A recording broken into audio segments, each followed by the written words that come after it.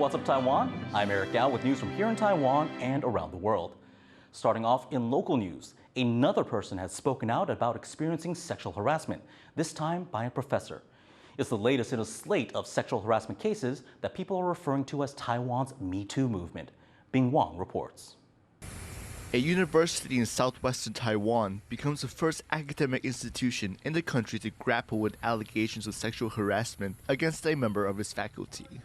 A graduate of the school has accused a former professor of inappropriate behavior.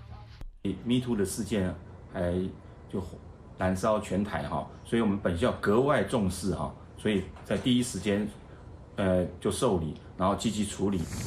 University officials immediately reported the accusation to the authorities. It's the latest in a slew of sexual harassment allegations coming to light in what some are calling Taiwan's Me Too movement, referring to the global campaign against sexual violence that began in 2017. A week ago, Wang Dan, an exiled Chinese activist who survived the Tiananmen crackdown in Beijing, was accused of sexual assault by a former employee. Since that allegation was made, members of both the ruling and opposition parties have had sexual harassment complaints made against them. It's empowered more people to come out with their accusations of sexual misconduct.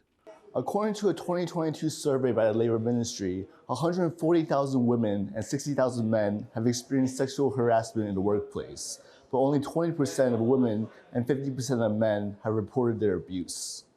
Women's groups say there are two key factors as to why people don't speak out.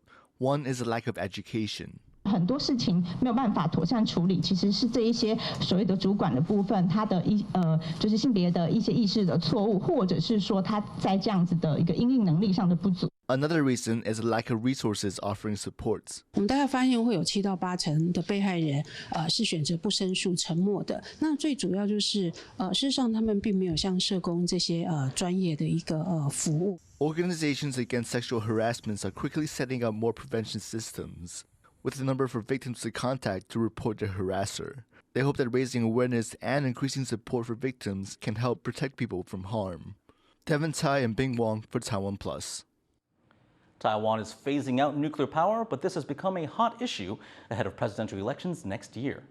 The ruling party is against nuclear energy, but now says it could be used again in case of emergency. Louise Watt reports.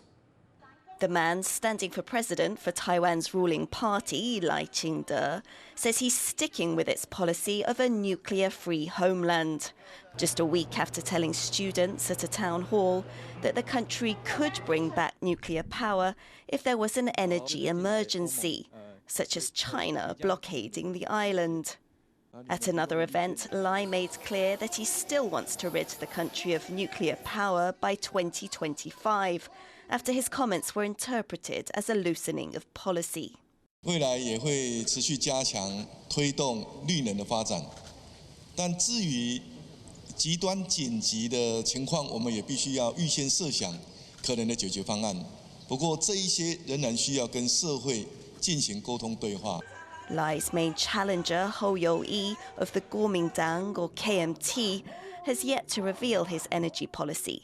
But he says the government's 2025 goal is out of reach. And he says the ruling party's more than 7 years in power has led to energy shortages and inflation.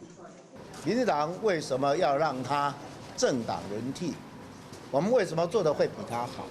我们要用这些议题来凸显我们有能力，也有比民进党做到更好。 Nuclear provides 10% of Taiwan's power.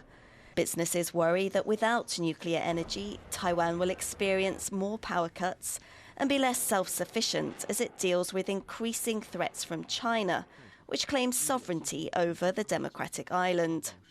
Public opinion in Taiwan turned against nuclear energy after the Fukushima meltdowns in Japan in 2011. But now Japan is ramping up its use of nuclear power. Visiting the country is Ke Wen-je of the Taiwan People's Party, who could split the vote at the presidential elections in early 2024. Ke has previously voiced his support for nuclear power, saying nuclear plant safety has improved and it would be less costly than generating wind or solar energy.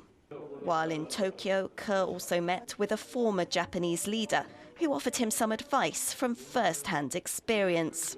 そこで電力不足なんてなっては経済や国民生活に大きな影響が出ますので、ある程度やむを得ないところを妥協しながらやっていくというような今やり方ですね。The war in Ukraine and a sharp rise in energy prices has pushed Tokyo to extend the life of nuclear reactors and build new units, a move unpopular among some Japanese. 12 years after the Fukushima disaster, nuclear power remains a controversial global issue, one Taiwan's presidential contenders will have to deal with as they head into next year's elections. Kuang and Louise Watt for TaiwanPlus. Taiwan and the U.S. are expected to discuss arms sales and regional security in talks next month. The Monterey talks are the highest-level routine communication between Taipei and U.S. defense officials. Last year, the focus was on the war in Ukraine, but this year the two sides are expected to discuss how they would respond to a conflict in the Indo-Pacific.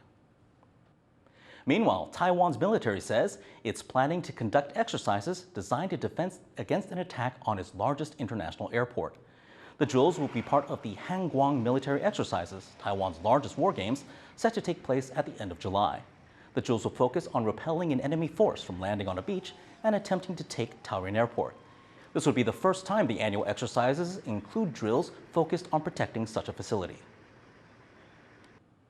In world news, the United States and India have agreed to strengthen defense industry cooperation over the next few years.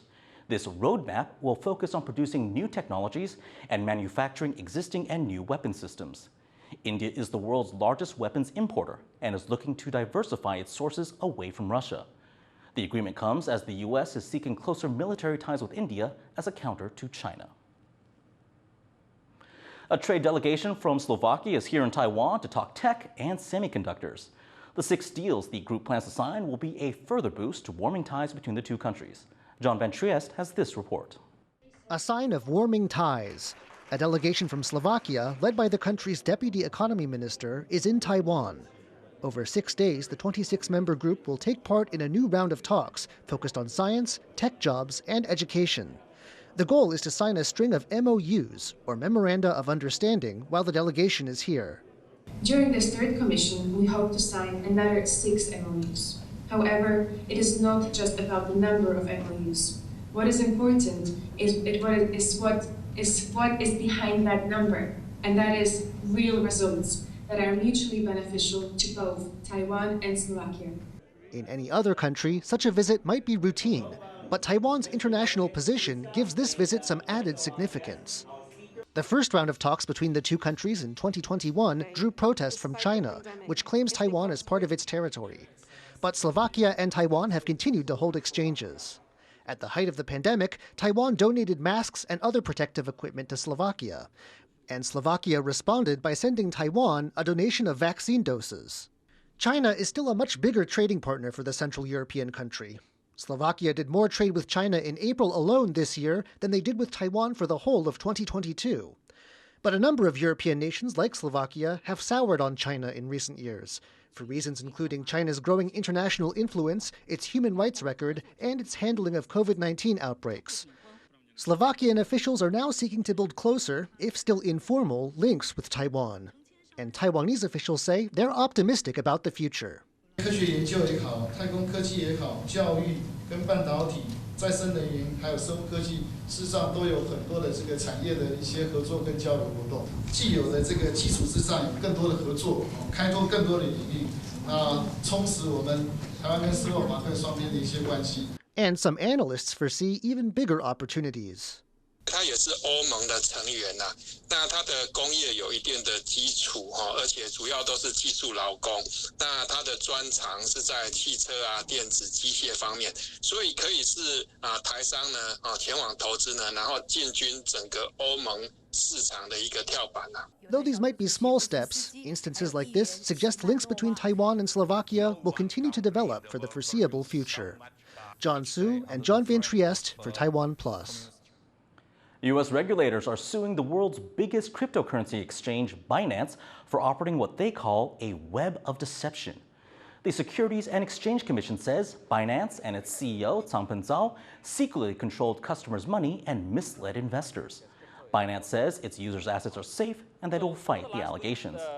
Last year, the company processed trades worth about $65 billion a day. News of the lawsuit has pushed Bitcoin down to its lowest price in 3 months.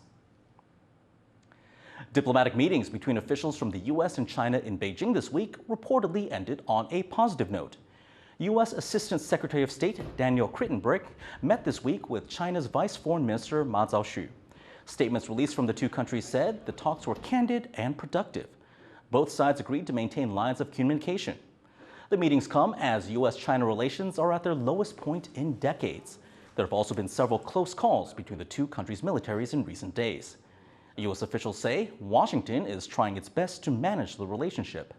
However, China says the U.S.'s military presence in the Indo-Pacific region is provocative. Ukraine says its armed forces are advancing around the eastern city of Bakhmut. The attacks are believed to be the start of a much-anticipated Ukrainian counteroffensive. Bakhmut has been the center of fighting for months as Russia tries to fully control the city. But with U.S. weapons and vehicles on the way, many are watching to see how the Ukrainian military will fare against Russian forces. For more on the counteroffensive, our reporter Jaime Ocon spoke to John Spencer, a retired U.S. Army officer and the chairman of the Madison Policy Forum. What can you tell us about this expected Ukraine counteroffensive? Many military analysts have seen it happening for weeks, and now there's definitely, with all the other operations going around Ukraine, and as early as today when you saw what looked to be probing attacks, reconnaissance in force of the Russian defensive lines. But for weeks and months, we've been seeing Ukraine prepare while holding the line, which is really important, to include the Bakhmut fight, which is, for me, will become an iconic moment in this war that will be shown, I think, to be the right decision in order to allow the counteroffensive to build the momentum, to train the tens of brigades to be ready to launch this counteroffensive. The U.S. says that tanks and armored vehicles should arrive in Ukraine by the fall. How big of a difference will these make? Every bit is very significant. Every one of those Class A tanks, the Abrams, the Challenger, the Leopard, they're all spades above the T-72 or other variations that we're now seeing in Ukraine that Russia's had to roll out. The sighting systems are better. They engage on the move better. They protect the crew better. They will be significant wherever used.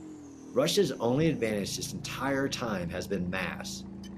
And now that, massing of artillery and massing of troops, human waves, it's not the quality of their equipment. And those pieces of equipment, those Western equipment that Ukraine has patiently waited for, patiently trained on. And for other countries like Taiwan, what lessons can they maybe pick up from how to expel an invading force from your own borders? Ukraine is going to show the world, and that's why we're all watching, that if you're counterattacking, you need to identify a weakness, and then you surge forces into it. It is maneuver warfare. It is the most powerful form of warfare in the world, but it's very hard to do.